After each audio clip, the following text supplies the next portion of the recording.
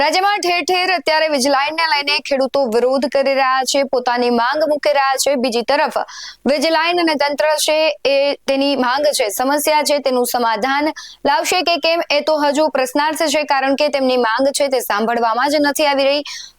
સુરેન્દ્રનગરનું કોંડ ગામ હોય કે મોરબી હળવદનું જેતપર ગામ કેમ ન હોય, છેલ્લા 2 થી 3 દિવસથી ત્યાંથી એવા દ્રશ્યો આવી રહ્યા છે કે મહિલા સહિત બાળકોને ડિટેઇન કરવામાં આવે છે અને આજે ભારેલા અગ્નિ જેવી સ્થિતિનું નિર્માણ જેતપરમાં થયું છે, તેના વિશે જ વાત કરવી છે। નમસ્કાર, ગુજરાત BS9 TV ન્યૂઝમાં આપની સાથે હું છું ભગવતી વિશાવડિયા। મોરબીના જેતપર ગામે ભારેલા અગ્નિ જેવી સ્થિતિનું નિર્માણ થયું છે, મહિલાઓની અટકાયત કરવામાં આવી રહી છે, ખેડૂતો ખૂબ રોષે ભરાયા છે। આખું જેતપર ગામ છે અને ત્યાંના જે ખેતરો છે તે પોલીસ છાવણીમાં ફેરવાઈ ગયા છે। ઘણી બધી મહિલાઓને ડિટેઇન કરવામાં આવી છે અને મહિલાને ડિટેઇન કરતા જ ખેડૂતો અને પોલીસ વચ્ચે ઘર્ષણના દ્રશ્યો પણ સામે આવ્યા છે। એક બાજુ વીજ લાઇનની કામગીરી અટકાવવાને મામલે ખેડૂતો છે તે અડગ છે, પોતાના ખેતરમાં વીજ લાઇન નથી નાખવા દેતા, તો બીજી તરફ વીજ કંપનીઓ છે એ પણ ક્યાંક પોલીસ પ્રોટેક્શન સાથે કામ કરી રહી છે। આ બધાની વચ્ચે ખેડૂતો વળતરની માંગે પોતાના ખેતરમાં રખોપું કરવા જઈ રહ્યા છે। વીજ કંપની દ્વારા મોટી સંખ્યામાં પોલીસને સાથે રાખીને પોતાનું કામ શરૂ કરવામાં આવે છે, ત્યારે ઘટના એવી બને છે કે મહિલા ખેડૂતો છે અને ખાસ કરીને જે પણ ખેડૂતો છે, જમીન માલિકો છે, તેનું પોલીસ સાથે ઘર્ષણ થાય છે અને પોલીસ છે ત્યાં તમામ મહિલાઓને ડિટેઇન કરે છે। ત્યારે એવા પણ દ્રશ્યો સામે આવે છે કે મહિલાઓ બેભાન થઈ જાય છે। આજે જે જેતપર ગામેથી દ્રશ્યો સામે આવ્યા છે, સૌથી પહેલા તેના પર નજર કરીએ।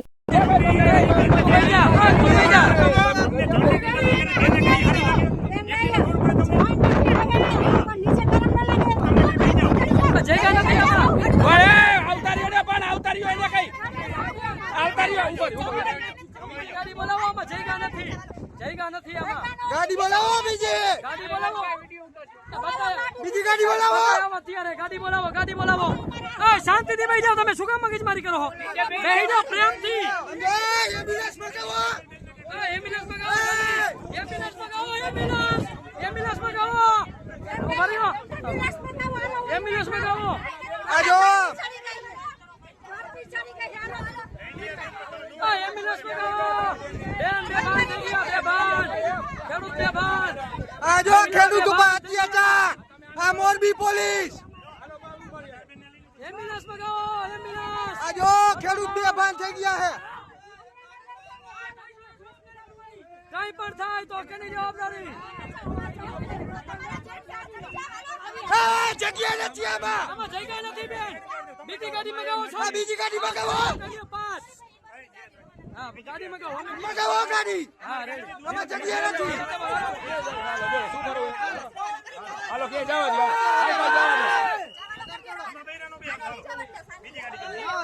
મામા જેન્સ મૂકીને વઈ જાય અમને। અરે પણ અમે તમને લઈ જાઓ જવા દેવી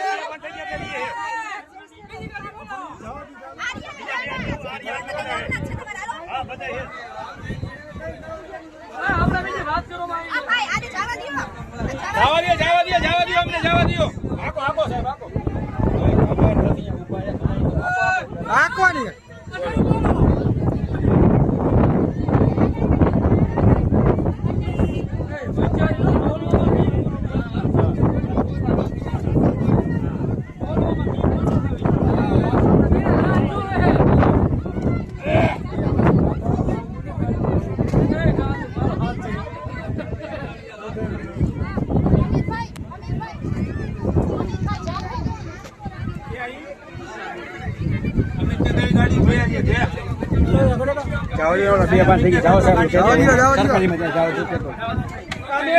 એક જ જણો જાઓ।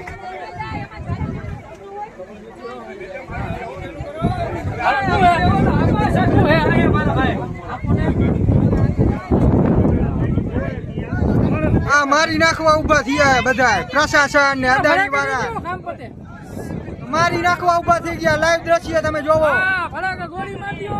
આ જોઈ લ્યો।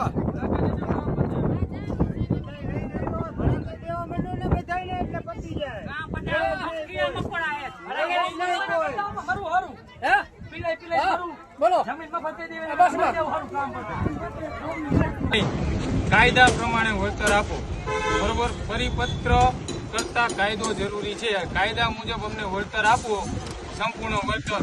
આ માંગણી હતી. કંપની એક જ વસ્તુ કહે છે, અમે પરિપત્ર પ્રમાણે વળતર આપશું.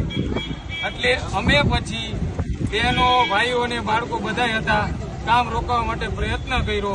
પોલીસે અમને ડિટેન કર્યા અને 2 બસને માળિયા પોલીસ સ્ટેશન લઈ જાય છે, રસ્તામાં છે.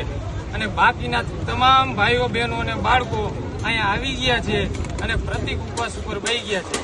હવે કાલ પણ પ્રતિક ઉપવાસ કરવાના છીએ અને જરૂર પડે તો આગળ અમે કલેક્ટર પાસે જાશું, ત્યાં રજૂઆત કરશું, નકર પછી આગળની રણનીતિ અમે નક્કી કરશું એ પ્રમાણે.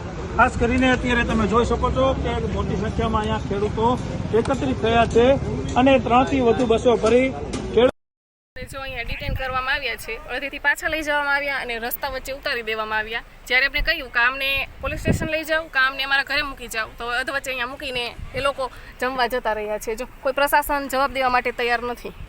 એક બાજુ ક્યાંક ખેડૂત સમિતિઓ છે એ ખેડૂતો સાથે છે, પોતાની માંગને લઈને ખેડૂતો અડગ છે. બીજી બાજુ વીજ લાઈન અને વીજ કંપનીઓ છે તે પોતાનું કામ કરી રહી છે પોલીસને સાથે રાખીને, પરંતુ જે ઘર્ષણના દ્રશ્યો સામે આવે છે તે અનેક સવાલો ઉભા કરે છે. હૃદયદ્રાવક દ્રશ્યો આની પહેલા પણ સામે આવ્યા હતા કે 10 વર્ષના બાળકને ડિટેઇન કરવામાં આવે છે. આજે જે દ્રશ્યો આવ્યા કે મહિલાઓને અટકાયત કરવામાં આવી છે, એટલે આ તમામ દ્રશ્યો છે તે ઘણા બધા પ્રશ્નાર્થ ઉભા કરે છે.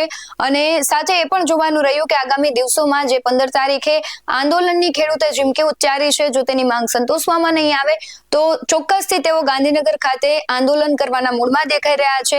એટલે હવે જોવાનું એ રહેશે કે આગામી દિવસોમાં શું નવાજૂની થાય છે. સરકાર અને તંત્ર, વીજ કંપનીઓ છે તે ક્યાંક આ લોકોની જો ખેડૂતોની માંગ સંતોષશે તો તેનો જે રોષ છે એ ક્યાંક ઠરીને ઠામ થઈ જશે, પરંતુ જો સંતોષવામાં નહીં આવે તો ક્યાંક ભારે લાગણી જેવી સ્થિતિ છે ગાંધીનગર સુધી પહોંચશે તેવું લાગી રહ્યું છે. આજે જે મોરબીના જેતપર ગામે પોલીસ અને મહિલાઓ વચ્ચે ઘર્ષણ થયું, મહિલાઓ બેભાન થઈ, તેને લઈને તમારું શું માનવું છે કમેન્ટમાં જરૂરથી જણાવજો. બાકી આવા જ વધુ અહેવાલો સાથે ફરી મળતા રહીશું. તમે અમારી યુટ્યુબ ચેનલને સબસ્ક્રાઇબ કરવાનું, અમને ફેસબુક અને ઇન્સ્ટાગ્રામ પર ફોલો કરવાનું ભૂલશો નહીં. બાકી અમને નવી અપડેટ્સ મેળવવા માટે આપ જોતા રહો BS9 TV ન્યૂઝ. નમસ્કાર.